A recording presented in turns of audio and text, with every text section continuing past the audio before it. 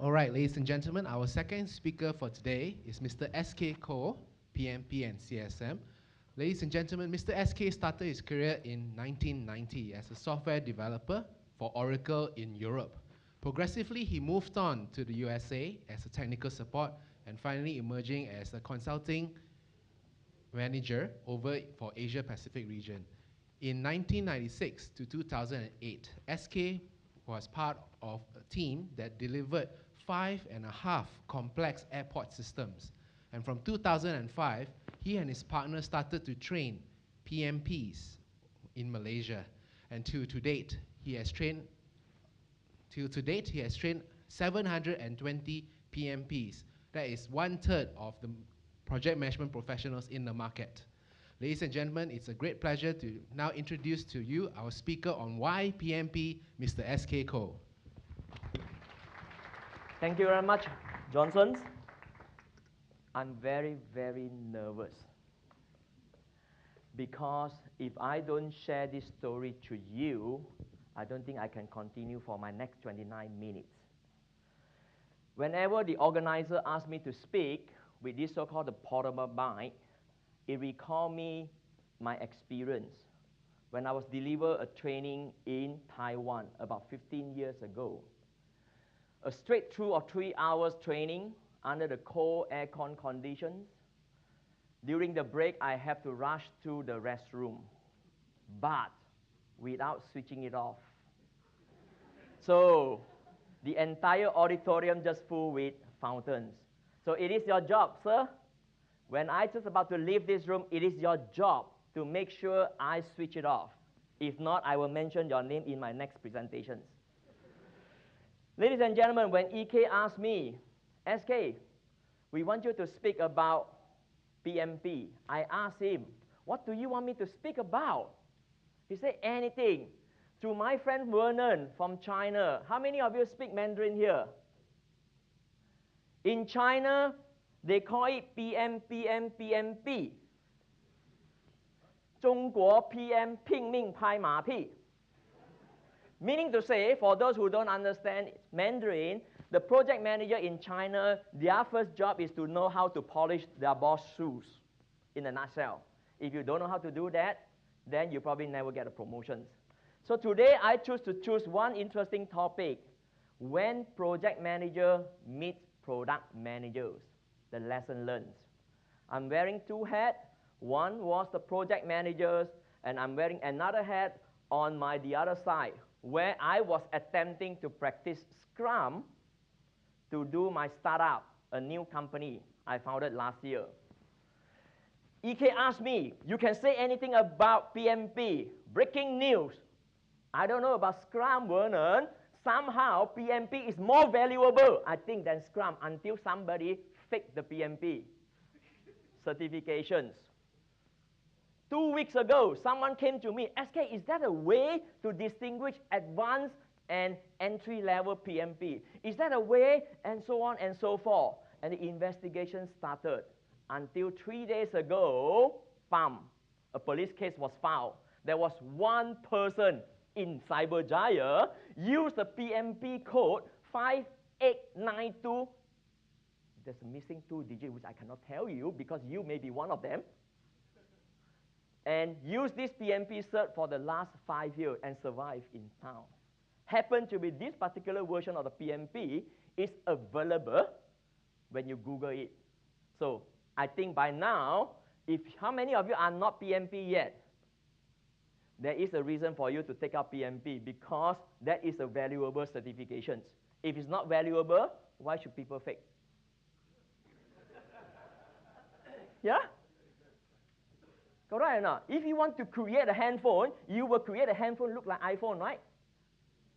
You want to create a laptop, you will create like some kind of sexy thing like this. Who am I? What is PMP? What is Agile? And the project case study. And also, I would like to invite you for lunch, which is something I won't talk about it officially. If you want to know who and how and what he did to get himself get caught about the fake PMP, join me for lunch. If you have a technology solution on e-learning, smart school, and so on, come and talk to me. I think I can tell you where to make money. Who am I? As Nonson mentions, I started my career more or less, I say, a little bit later than Vernon because he looks a bit older than me. Unix, IBM, i6000, first machine, AIX, and how many of you are dealing with AIX? Here, IBM, right? Version 3.0. How many of you dealing with Oracle? Can you show of hand? Oracle database? Right, you're probably dealing with Oracle version 10, 11. I work on Oracle version 6, the database engine, specialized in parallel server. That was my background. Work on Oracle for 2 years, make the database engine work. Then I move on to the US, supporting Oracle technology, consulting, right? Interestingly, every 7 years, I decided to make a major move because in this industry, if you don't move forward, if you don't step out from your comfort zone, you will be replaced. How many of you are still using the Symbian-based application? How many of you are still using that? Sorry, please hide it. That is not the in thing anymore, right? So every 7 years, I move from Oracle, then I move into airport. This is the moment I met a very interesting person. His name is Mr. Guy Pitt. Mr. Guy Pitt was a program director for the KLIA Total Airport Management System. He interviewed me. He decided to hire me. Then, you know, typical interview, at the end of it, he asked, do you have any questions for me? And my response say, yes, I have one question. And Guy Pitt say, no, you can ask two. I say, Guy, how could the government of Malaysia entrusted you to deliver a $250 million airport systems? $250 million translated at that point in time, translated to 750 million ringgit, which is 5% of the total airport cost. He said, SK, one question. You still have a second question. You think about it, right? So he said, he rushed to his car, and he picked up something like very interesting. He picked this up, and he showed it to me. He said, SK, perhaps I can see the target. Perhaps I can envision what is the outcome of the project deliverables. Perhaps my experience before I take up this job help me to take me through that target. So that is something very, very interesting. So all in all, I say, what is that target? You say, that target is the target, but you have today, many of the PMP here, we call the triple constraint.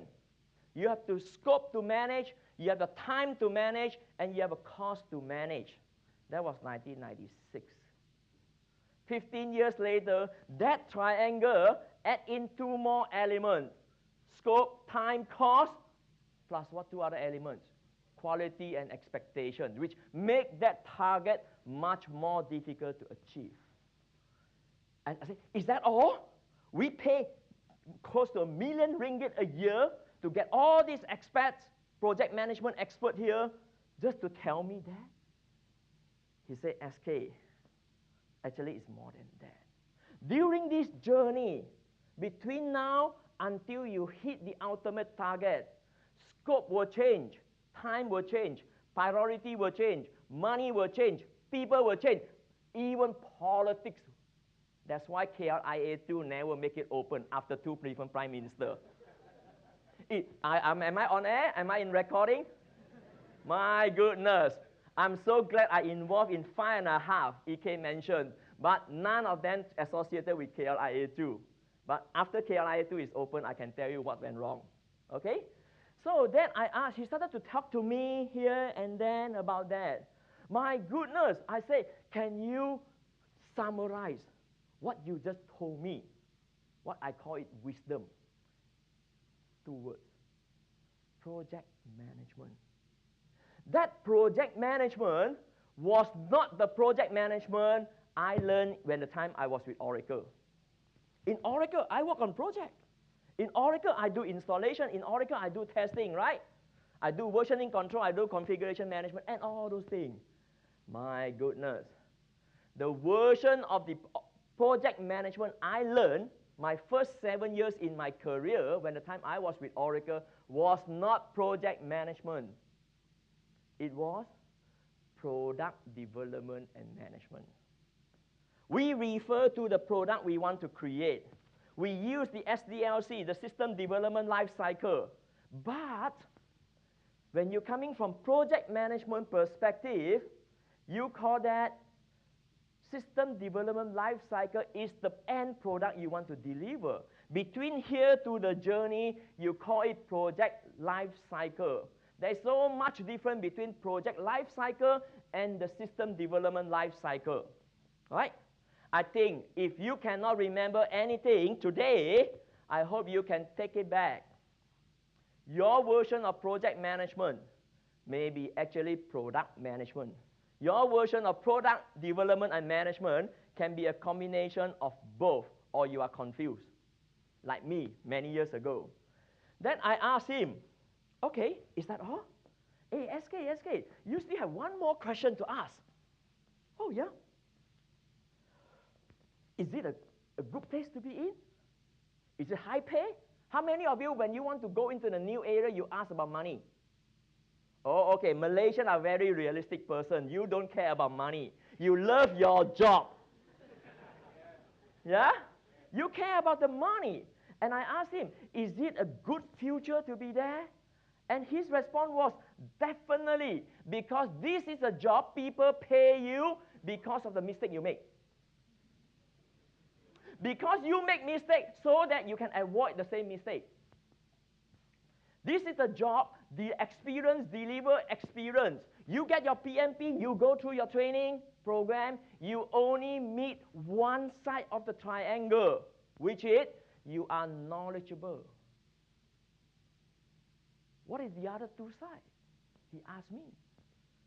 The other 2 sides will be, are you skillful enough to apply your knowledge? The third side is, are you experienced enough to apply the knowledge using the right skill? Just as simple as, all PMP, you know, there's a process called collect requirement. The question is that, do you know which skill you should use, which technique you should use to deal with what type of end user? So if you have these 3, knowledgeable, skillful, experienced, we call that competent project manager. Mr. Guy Pitt happened to be that. I listened to him because he hired me. I have no choice, right? You listen to your boss, right? When the boss says jump, what do you say? How high? You guys don't do that? No, because you cannot jump because this auditorium is too low. Okay? With that, my experience in project management for KLIA took me to Korea, took me to Shanghai, took me to Guangzhou, took me even to be part of the Beijing Olympic program. Beijing Olympic 2008, from project organizations down to the way they translate from Chinese version of the menu to English version is projectized. So ladies and gentlemen, when we talk about project management, we are not talking about only for software industry. When we talk about project management, we are not talking about only for IT industry. Today, if any one of you come to this room to say, SK, my purpose to come to here is not about Scrum, it's not about PMP. My purpose is to find a job where I can be there for the next 3 years. My answer to you is, find your way to go into the MRT project. Or KLIA 2. You will be there forever. Provided you still get paid, right? So the future was great. From what I have learned in the airport, I return back to this country and happen to be MDEC and say, SK, would you like to share your experience? I say, yeah, I love to talk. I love to share a bit of experience. That was the moment I started off like dealing with people like Johnson and so on. And with that, we move on to do PMP certification program. So it's kind of an interesting journey out there, right? When you are PMP, you learn a lot. You learn, for those who get your PMP like 3, 4, 5 years ago, you learn 9 knowledge area, 37 processes. For those not yet, how many of you not yet have PMP? Can you show a hand? I must tell you, tough luck for you. The framework getting more comprehensive, from 9 knowledge area to become 10 knowledge area, from 39 processes to 47 processes, and the exam getting harder. Right? Until a point, the guy faked the PMP, not even dare to take the PMP, or he failed 3 times. Right? So, but when you study PMP, you know PMP certification is for all industry, for all type of project deliverables. When you study PMP, you make a differentiation between the project scope and the product scope. The product is a bungalow. The project scope included getting the certificate fitness from the local authority, right? And you learn all the different aspects of it, from contract negotiation down to time management, even down to interview skill, right? When you learn PMP, you learn about project life cycle. How am I from here able to walk towards that path? Why we need a contract between the buyer and the seller, so that it provides us a guideline, the boundary, so that when we walk around, there will be wind, there will be challenges, there will be issues, there will be troubles, and so on. So we still walk between that boundary. So now when you study PMP, you understand the fundamentals. Things you have been doing it again and again, but you may not ask yourself, why am I doing it? As simple as performance bond, right? Contractor, you've been awarded a contract. The customer say, before we sign the contract, give me 5% performance bond. Many of you are familiar with this term, right? But why? Now, interestingly, when we study project life cycle, we get to know, actually, there are many ways to reach that destination. One of them is called waterfall, right? The other one is called the V model. How many of you are familiar with an organization called INCOSE? INCOSE. How many of you are familiar with system engineering? No, that's why we in Malaysia never able to make nuclear scientists or rocket science. System engineering has been there for years. They use V model.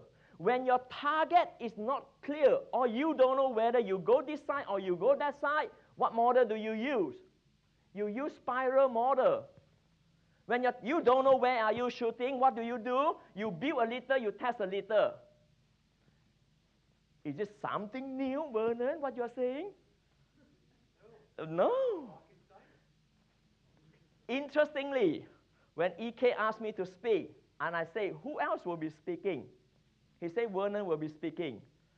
I asked him, EK, is this a marketing event? EK said, no, no, no. Because why? A real marketer never say he is doing a marketing event here. So I say, in that case, the best thing to do is Vernon and I don't compare notes, because so that I may be ended up something totally contradicting with him, correct? But project manager has a plan. That was according to the plan. I speak first, then followed by him. But when I arrive, I suddenly learn one skill. In Malaysian term, we call Tai Chi. Political skill. If you don't have political skill, you can't survive in project management. And I say, EK, get Vernon up to speak first. EK look at me. You are changing the plan. I say, it's supposed to be, because he's talking about agility. And Vernon stand up, and he proved himself he's agile and now to handle the change. Let's give Vernon a big round of applause. That is my end of presentation. I got nothing else to say other than to prove that he is agile enough, right? So we have all these things out there. Until 2008, 2009, because I was so active in PMI, IT, and telecom SIG, I was invited and presented a paper in Denver. I met this whole group of people from Scrum Alliance. They started to talk about a lot of things. In one hand, sounds like against the traditional project management. In the other hand, it also sounds like traditional project management has no value at all. So I started to say, I need to check it out. What went wrong with our traditional approach? When you, in school, studying computer science, how many are studying computer science, IT in university? You've seen something called waterfall model, right? But I must tell you that your lecturer has forgotten a couple of things. One of them, he forgot to tell you the waterfall model was actually borrowed from construction industry. Okay? He has forgotten to tell you the waterfall model was built based on many assumptions. But that assumption was not important during the 1980s, during the mainframe, during the 1990s, mid-range, during the year 2000s, right? The dot-com time. But that assumption started to be questioned, being challenged, especially on the internet space, especially on the mobile space. What assumption you're talking about? Assumption number one, you know the end user. Assumption number two, end user know what they want. Is that the case? Number three, your requirements stay constant over the period of time. Number four, number five, number six. The worst case scenario, most of you have nightmare when it comes to these three-letter words. What is that? Not four-letter word. I know you're thinking of four-letter word as, oh my goodness. UAT. Yeah? My goodness, the moment you hit the UAT cycle, sometimes the UAT is longer than the project duration is supposed to be. Dragging and dragging and dragging. Why? Because you build something not what the customer wants, or you build something too difficult to maintain, or you don't have capability to build in the first place. Why don't you tell me? Yeah? All this lead into the quality problem. One part of the triangle. The next part of the triangle was, my goodness, when I know you cannot produce what I wanted, what option do I have? What option do I have? By then, when you follow the waterfall model, every single fall, there is a sign-off. Every single fall, there is a payment milestone, right? In waterfall model, right? With that, you already pay 80% of your money to the contractor and to the nice dress like me consultant. A lot of documentation being developed. But for what? You don't get the working software. So they spin here and there. Then I started to say, hey, what people doing about it? My goodness, I zoom in. There's a lot of new terms out there. Extreme programming, test-driven approach, feature-driven approach, and probably Vernon will be more the expert to tell you. Many of these is to trying to solve certain part of the equations of why we cannot move from here to there. Okay?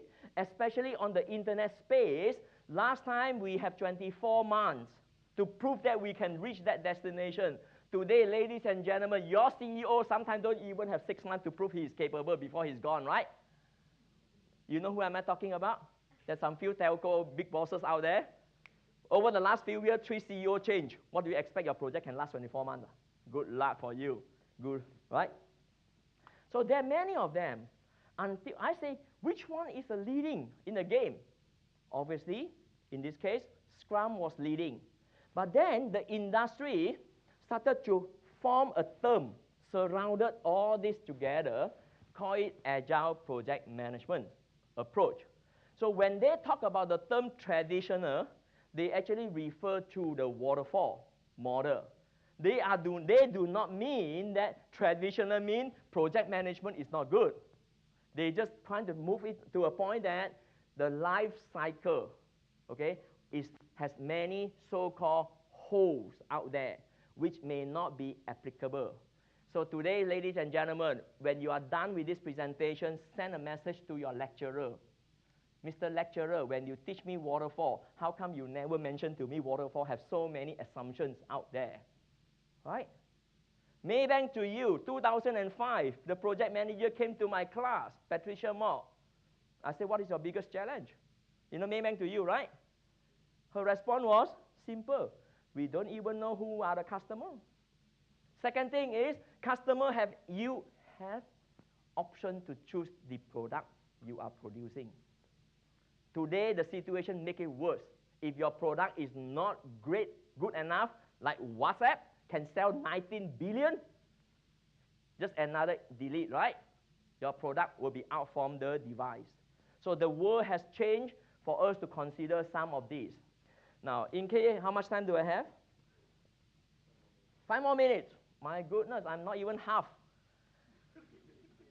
Products, Agile, talk about working software, core values, which Vernon is an expert on that. He talked about, let us spend more money on the working software versus the processors. Let us do more instead of talk more. You know, many interesting out there. Now, it talks about value creations. But traditional project management, why you have the processors, why you have the sign-off, why you have the checkpoint, why you have the milestone, why you have the contract, it's all because you want to have control.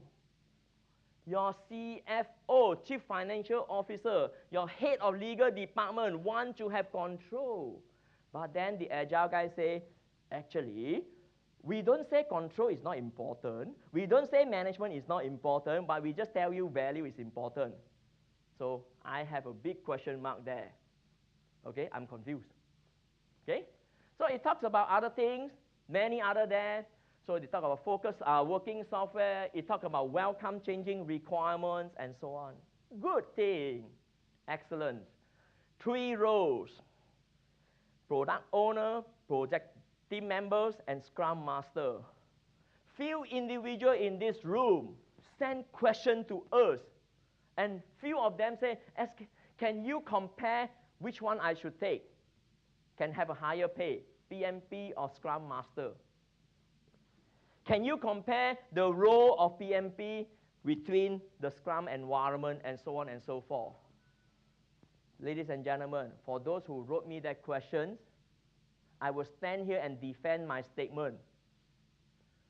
The original Scrum has no mentioning about PMP there. So it's not me to defend that question. So whoever asked that question, you have to go and find out yourself. Where is PMP stand? But allow me to share with you, when you are undertaking a project, you have the project life cycle to plan and to carry through. You decide which product life cycle is important to you. If you are building this auditorium, as what Vernon properly pointed out, if you are building a building, what product life cycle is suitable for you? Is the build a little, test a little? Is the iterative approach? Is the incremental approach suitable for you? Right? So as a project manager, we plan and we choose which suitable product life cycle.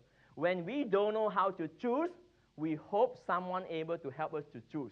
That is your software development subject matter expert out there. So to me, the software development expert in my project report to me. I control what he do. I manage what he does. But some people are now trying to change. Scrum is actually managing project manager. Oops. Too bad. Case study. I founded this company called T-Circle. I tried to practice the so-called the Scrum stand-up meeting, right? I'm a product owner. So because of this changing role from project manager to the product owner, I'm a founder, I'm a CEO, I throw in money to build the software I want to build. I have some interesting challenge. Project manager understand IT project, especially software. When you want it to come under the budget within the timeline, quite difficult. So how do we overcome it using your risk mitigation model? Come on, PMP. You sign fixed price contract. So we talk to so many software development house. We say, I want you to agree to sign the fixed price contract, but we promote change. Well, we welcome constant changes. We want you to sign fixed price contract with you, and we say working software is the primary measurement. Then he said, how about my design documents? How about my architecture framework? How about my testing effort and so on? Working software is the primary measurement. That means if your software do not work, I don't pay you zero. I will pay you zero. It's become a 0 and 100 game, right? If you are software developer, if you are software house, do you sign a fixed price contract with me? As an entrepreneur, I underestimate this effort. I cannot find one software company which I say I can change the scope, I can reprioritize my feature, but you have a fixed timeline to deliver, you have a fixed money to deliver. If you can find one for me, talk to me. You must be kidding if there's such a company. Perhaps they're MSc status out there. The next one is interesting. Project manager start up the project by looking at the scope statement. What I need to do within my scope. If the scope is not appropriate, if the scope is not complete, if the outcome of you complete your scope do not end up something useful, the traditional triple constraint say you still do your job, right? So now, what is going on here? I play the role of product owner. I say, halfway through the project, I say, this is what I want. I want a drinking kettle, teapot you call it. The mouthpiece is facing out so that not only one customer buying it, not second customer buying back, but a lot of customers constantly come back to buy from me. But during the project, we discover the mouthpiece is actually facing me. What happens if the mouthpiece is facing me? What happened? Sir, what happened if this mouthpiece is facing me when I use it? The water will come to me, right? Would you buy this kind of teapot? So that is the moment we have argument. Product owner, make sure the product is something marketable, useful, and so on. However, when I, as a project manager, I say, well, I do it according to my scope. You asked me to build a bungalow, 3-story bungalow, but you forgot to tell me you need a staircase. Too bad, right? So now it's interesting. This auditorium, as a project manager, we are sensitive to what we call environmental factors. I ask questions. Mr. E.K. How? Who will be there? How am I presenting this and that and so on? He said, SK, this auditorium is interesting. Okay? The product owner and the project manager do not work hand in hand.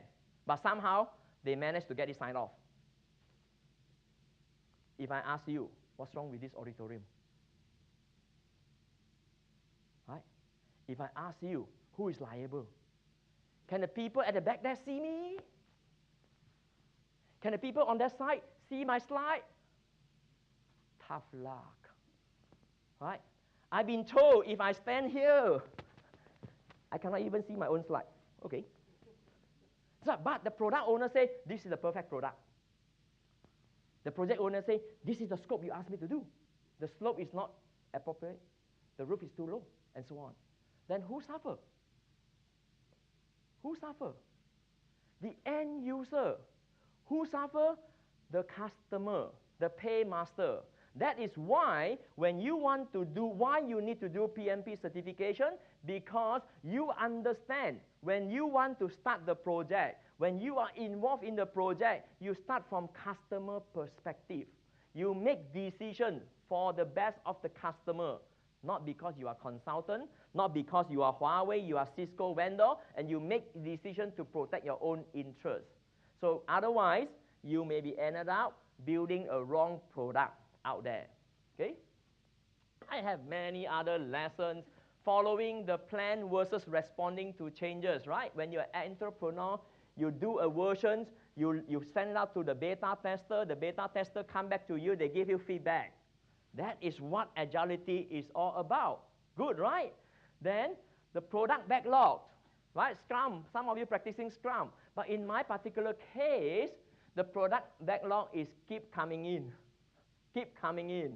My poor contractor say, SK, I don't care about whether you practicing Scrum or not. When do I finish my work? Yeah? Because your product backlog keep increasing.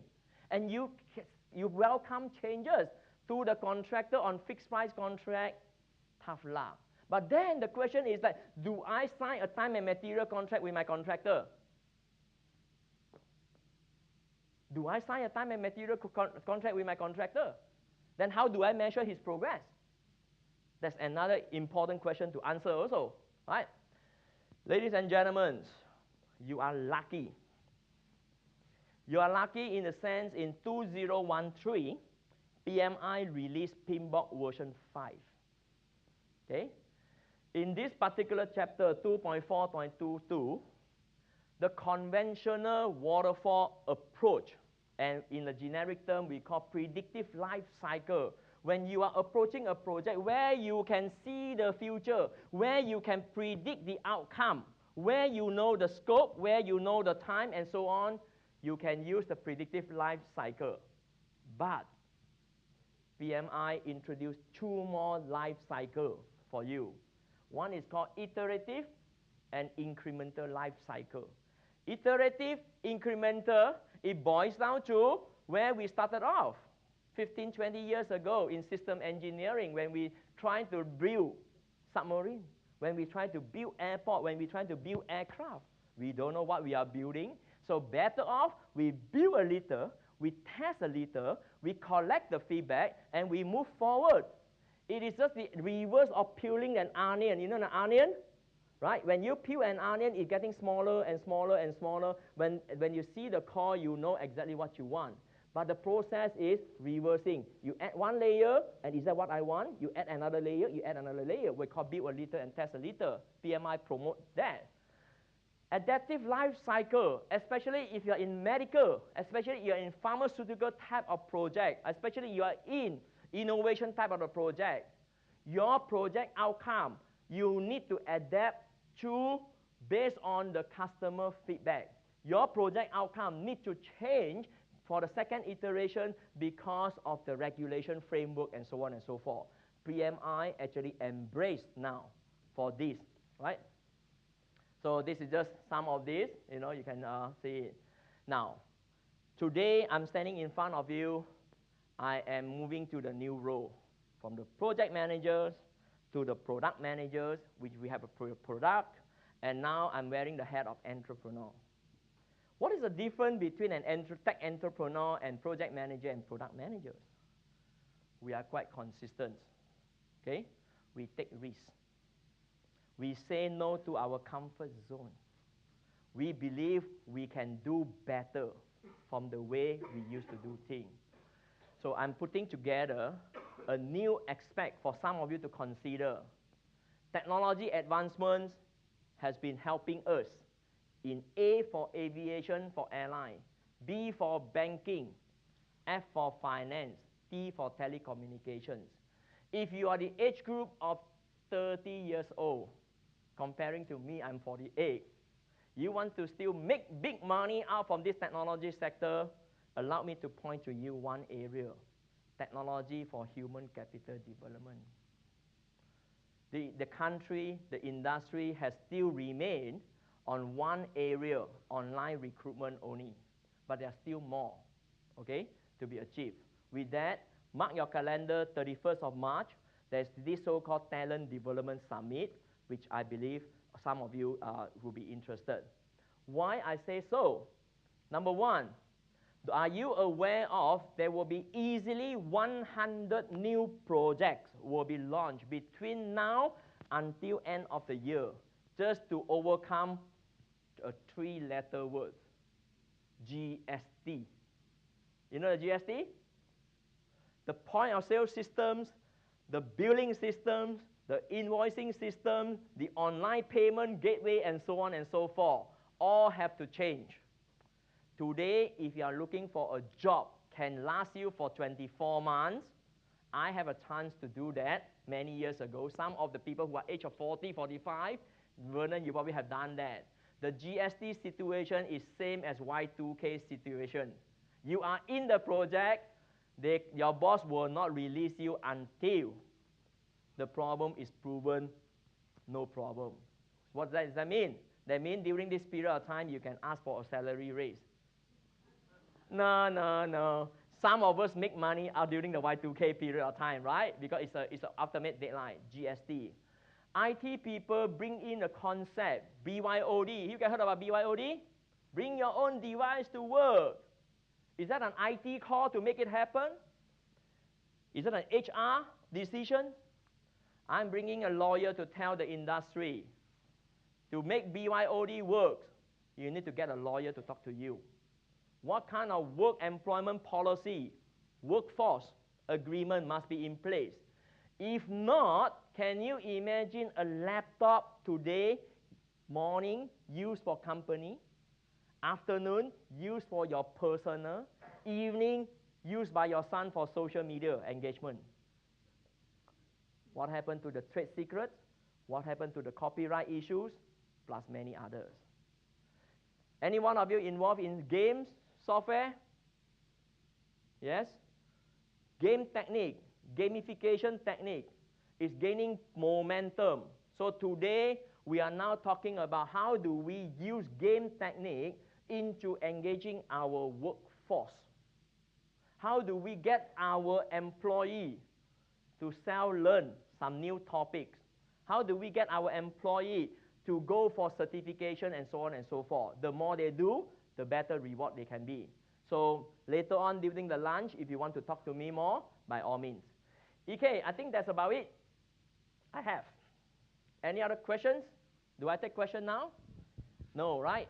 So in conclusions, the PMBOK has changed. If you are PMP, take a look at chapter 4. We are promoting iterative and agility out there. When you're moving from project managers to the product managers, you need to have clearly distinctions between project life cycle and product life cycle. There are many product life cycle out there. One of them is Scrum. Okay? And thirdly, between you and me, there is one layer, what we call the comfort layer. You may be constantly doing things the old ways. So today, I hope if I don't take, too much of your time, take the message out. Ask yourself, how do I move from where am I right now in my career to the next level I want it to be? Being get myself PMP certified, or being get myself certified in Scrum, or both. Thank you very much. Thank you, SK.